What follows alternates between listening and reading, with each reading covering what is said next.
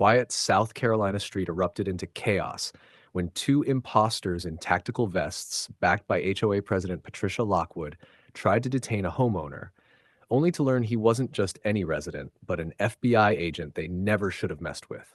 It was a quiet Saturday morning in Greenville, South Carolina, the kind of morning where families mow their lawns, kids ride their bikes, and the world feels still.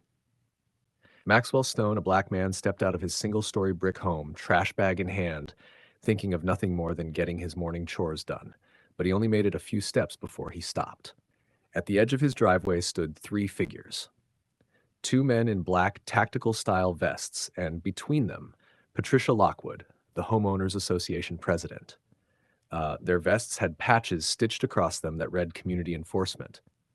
Their stance was rigid, almost rehearsed. But to Maxwell, who'd spent his career reading people, the whole act already looked wrong. Their boots were scuffed, straps dangling loose, their faces too eager for confrontation.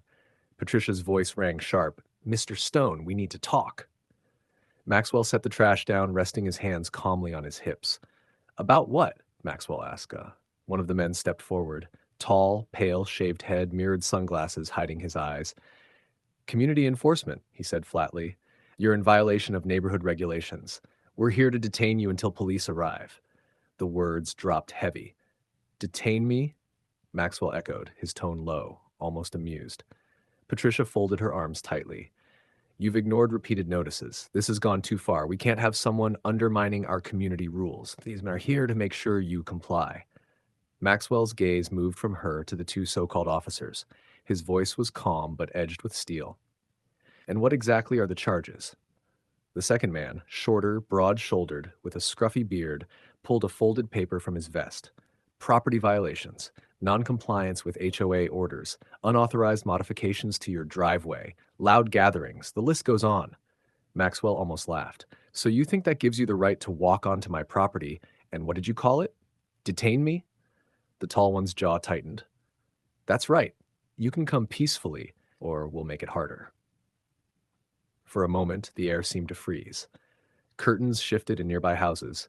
Neighbors were watching. Phones were probably already recording. Maxwell's voice cut through the silence. "There is no such thing as community enforcement. You're not police. You have no authority here, and right now you're trespassing." Patricia's cheeks flushed red. "Don't talk to me about authority, Maxwell. We've had real complaints, and I'm not about to let this neighborhood fall apart because of you." Maxwell didn't raise his voice. He didn't need to. His words landed like a warning as he said, "You've picked the wrong driveway today." The taller man took a bold step forward, boots scraping against the concrete.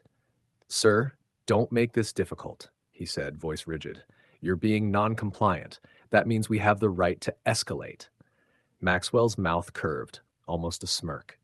"Escalate? You're standing on my property with no badge, no legal authority, and no idea how deep in trouble you already are. You've got 30 seconds to back off before you regret this stunt." Patricia snapped toward him, irritation flaring. "You think threats make this better? You've ignored letters, warnings, fines. The HOA exists to keep this neighborhood safe and respectable. People like you." She stopped herself mid-sentence, her lips pressing tight as though she'd nearly revealed too much. "Have you ever seen someone twist a position of power, not to protect a community, but to control it?" Before we dive further into this story, tell us, where are you watching from? Drop it in the comments. We love seeing it. And if you believe no one should ever be allowed to abuse authority for personal bias, hit that like button and subscribe to Story Arc, because real leadership is about service, not control. Maxwell noticed immediately, his eyes narrowing. "People like me, huh? Be careful how you finish that thought, Patricia." The bearded man shifted. "Look, this doesn't need to get ugly. Just come with us. We'll wait for the officers. Clear it up. Maybe they go easy." "Officers?" Maxwell asked flatly. Funny choice of words, because the only so-called officers I see here are you two clowns in knockoff vests pretending to have authority. The tall one stiffened. His partner glanced at Patricia, uneasy. She doubled down. "These men are authorized by the HOA board to ensure compliance. We don't have to answer to you." Maxwell chuckled softly. "Listen to yourself. You brought two grown men in bargain bin tactical gear to enforce rules. That's not how the law works." The audience around them was growing. Maxwell lowered his voice for the imposters, but loud enough for the block. You want real authority? It's training. It's law. It's accountability. And the real cops will be very interested in this little performance. A pulse of doubt flashed across the tall man's face, but he pushed forward until he was inches from Maxwell. If you resist, we'll restrain you. Don't test me. I've dealt with cartel enforcers less reckless than you, Maxwell said calmly. Move back before this becomes something you can't walk away from. Patricia tried to rally. Why should the rest of us live by the rules while you do whatever you want? We have a system, Maxwell. We have order. If you won't respect it, maybe you don't belong here. Respect isn't forced with fake cops and threats, he replied, gaze fixed on her. It's earned, and this isn't about rules, it's about control. That line carried down the block like a verdict. Neighbors nodded. The bearded man wiped sweat from his brow. Maybe we should wait in the street, he muttered. No, the tall one hissed. We're not leaving. From the sidewalk, a teenager lifted his phone higher. Maxwell recognized him, Victor Tyler from a few houses down. Yo, Mr. Stone, I got you on live. Thousands are watching. The tall imposter snapped his head toward the kid. Put that down, he barked, taking a step his way. Wrong move. Maxwell shifted instantly, cutting his body between the man and the teen. His voice turned cold. You even think about touching that kid. This ends right here. The imposter froze. This is a neighborhood matter, Patricia barked, voice pitching up. None of you should be interfering. A woman with a baby on her hip called from a porch. Neighborhood matter? Looks like harassment to me. More voices chimed in. This is wrong. Where'd you even find these guys? You can't arrest your neighbor for cutting grass too short. Maxwell let the noise settle, then spoke just enough to carry. Patricia, do you hear them? This isn't order. It's chaos, and you created it. You're twisting this, she shot back, but the tremor in her voice gave her away. You and your kind have always been a problem, bending the rules, ignoring the standards we built. Maxwell's head tilted, his eyes narrowing. My kind? He repeated, voice low but razor-edged. The problem is you confuse control with leadership. They're not the same, Maxwell said. Then another wave of murmurs. The bearded imposter leaned toward his partner. We should go. No, we finish this, the tall one said, trying to puff himself larger. He bent low, voice dropping to a threat. Last chance. Come with us, or we use force. Maxwell almost laughed. You really want to try that in front of every witness on this street, with a dozen cameras pointed at you? Go ahead. Show the world who you really are. The tall man's eyes darted to the glowing screens, the staring faces, the kids still streaming live. The weight of the street pressed in. He clenched his jaw, and instead of backing down, he reached into his vest, pulling out a pair of cheap metal cuffs. He snapped them together with a metallic clink. You're under neighborhood arrest. Gasps tore through the crowd. Maxwell didn't flinch. His voice dropped into that razor-sharp tone honed from years of federal interrogations. If you even think about putting those cuffs on me, that's a felony. Impersonating an officer. Unlawful restraint.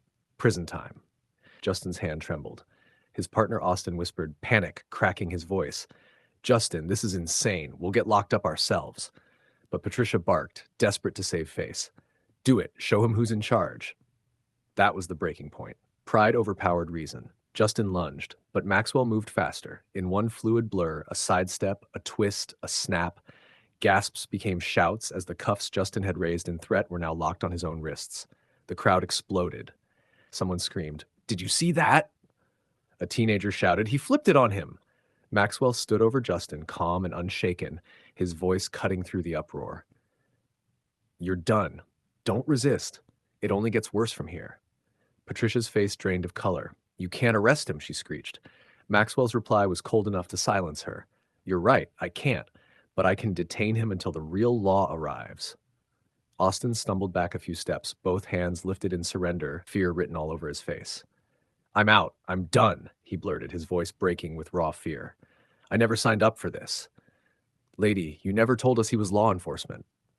Maxwell's reply cut like steel, calm but undeniable. That's because she didn't know.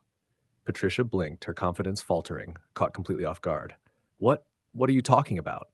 Maxwell adjusted his hold on Justin with one hand, steady and unshaken. With the other, he reached into his back pocket and drew out a worn leather wallet. In one fluid motion, he flipped it open for all to see. The gold badge caught the sunlight, gleaming under the dozens of phone cameras aimed at him. "I'm Special Agent Maxwell Stone," he declared, his voice carrying across the block. "Federal Bureau of Investigation." The words hit harder than any shove or threat. Neighbors gasped and silence fell, the kind of silence that meant everything had just changed. The man they thought was just another homeowner had just revealed himself as a federal agent. Maxwell's eyes never left Patricia, his voice calm but unyielding. "You came onto my property with imposters.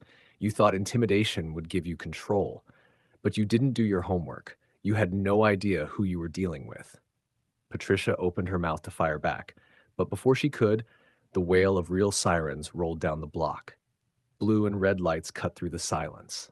As a patrol car pulled up, two officers stepped out fast, hands hovering near their holsters, eyes locked on the scene. A man cuffed on the driveway, another tearing off a vest, and a neighborhood crowd pressing closer with cameras raised. The tension was knife-sharp. Maxwell didn't rush. He stood tall, adjusting his grip on Justin's cuffed wrists, then slowly raised his other hand, the leather wallet unfolding with deliberate calm. The gold badge caught the sunlight, flashing like a verdict. "Officers," he began, his voice steady, commanding, the kind of tone that carried authority without needing to shout. "Special Agent Maxwell Stone, FBI." The block went still. Even the murmurs of the neighbors died out. He let the weight of the badge sink in before continuing, each word measured.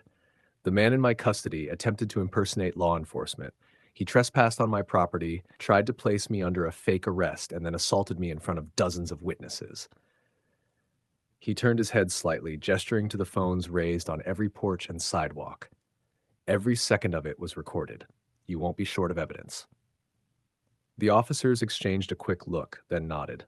Respect flickered across their faces. Justin was hauled up, still cuffed, but this time the cuffs were official. Austin tore off his vest, tossing it aside like it was poison. "I'm out. I'll cooperate," he muttered. And then all eyes turned to Patricia. The lead officer stepped toward her. His voice was measured but sharp. "Ma'am, did you authorize these men to act as law enforcement?" Patricia stammered, her voice thin. I was only trying to keep order." "Order?" Maxwell cut in. "You staged a fake arrest to intimidate your own neighbor. That isn't order." The crowd roared in agreement. Someone shouted, "We all saw it, Patricia." Another yelled, "You set this up." Patricia's voice cracked as she shrieked, "You can't arrest me! I'm the HOA president!" The lead officer's reply was merciless. "That title doesn't put you above the law. You're coming with us." And just like that, Patricia, once the self-appointed queen of the block, was escorted away under flashing red and blue lights. Neighbors who had once feared her now turned their backs, shaking their heads. Her reign was over, and the whole street had witnessed it. Have you ever seen someone abuse their power, only to have it collapse in front of everyone? And if you believe justice always catches up to those who misuse authority, hit that like button and subscribe to Story Arc. Because power built on fear always crumbles, but truth stands tall.